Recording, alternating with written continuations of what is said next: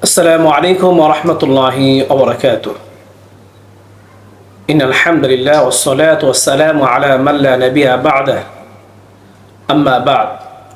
প্রিয় দর্শক শ্রোতাগণ, আপনারা যেখান থেকে আমাদের ইসলামিক অনুষ্ঠানের পাশে রয়েছেন সবাইকে এফকিউ চ্যানেল ও মার্কাজুল উলুম ফতোয়া সেন্টার জয়নগর হামিদপুর সাবা ঢাকার পক্ষ থেকে জানাচ্ছি অসংখ্য শুকরিয়া। বেলাল হোসাইন আশুলিয়া ঢাকা থেকে প্রশ্ন করেছে। তার প্রশ্ন হলো, কোনো ব্যক্তি যদি তার স্ত্রীর সাথে ঝগড়া করা অবস্থায় এই কথা বলে যে আমি কোর্টে যাচ্ছি, স্বাভাবিকভাবে এই কথা বলার দ্বারা আমরা স্ত্রীকে কোর্টে গিয়ে তালাক দেওয়ার কথাই মনে করা হয়ে থাকে।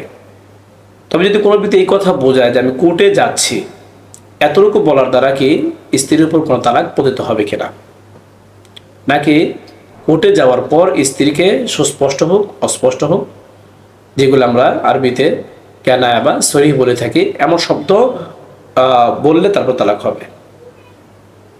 বেলাল হোসেনকে এই প্রশ্ন করার জন্য অসংখ্য শুকরিয়া। তার প্রশ্ন উত্তর হলো, যদি কোনো ব্যক্তি তার স্ত্রীকে ভয় দেখানোর উদ্দেশ্যে অথবা ঝগড়া করা অবস্থায় এই কথা বলে যে আমি তোমাকে তালাক দেওয়ার জন্য কোর্টে যাচ্ছি, এতটুকু বলা দ্বারা স্ত্রীর কোনো তালাক পতিত হবে না। কেননা কোর্টে যাচ্ছে এতটুকু শব্দ, এই শব্দটি না সুস্পষ্ট কোনো শব্দ তালাকের, নাকি অস্পষ্ট শব্দ যে অস্পষ্ট শব্দের পাশাপাশি নিয়তের প্রয়োজন হয়, এটি কোনো শব্দই না। অতএব এতটুকু বলা দ্বারা স্ত্রীর উপর কোনো তালাক পতিত হবে না, যতক্ষণ পর্যন্ত কোর্টে গিয়ে তালাক নামায় যেখানে সুস্পষ্টভাবে লেখা থাকবে আমি স্ত্রীকে 1 তালাক বা 2 তালাক বা 3 তালাক দিলাম, এমনটি না লিখবে, তখন পর্যন্ত তার স্ত্রীর উপর কোনো ধরনের তালাক পতিত হবে না। এতটুকু দ্বারা শুধু ভয় বোঝানোর উদ্দেশ্য হবে, ধমক উদ্দেশ্য হবে, তালাক হবে না।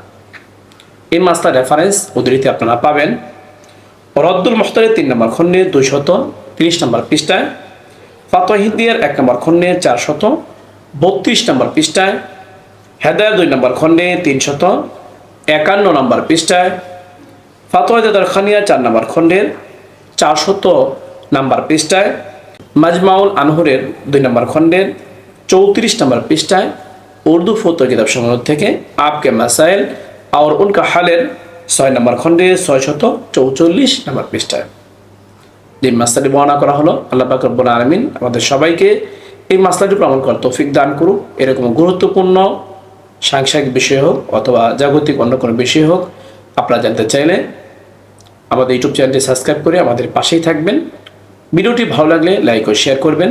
তাছাড়া আপনাদের কোনো প্রশ্ন জানার প্রয়োজন হলে আমাদের ইউটিউব কমেন্ট বক্সে আপনারা প্রশ্ন করতে পারেন। এর পাশাপাশি আমাদের একটি এফকিউএ নামে ফেসবুক পেজ রয়েছে, সেই ফেসবুক পেজে গিয়ে ফলো লাইক দিয়ে আমাদের পাশেই থাকবেন। সেখানেও চাইলে আপনারা প্রশ্ন করতে পারেন। আপনাদের প্রশ্ন উত্তর যথাসময়ে দেওয়ার চেষ্টা করব। ওমা আলাইনা ইল্লাল বালাগ।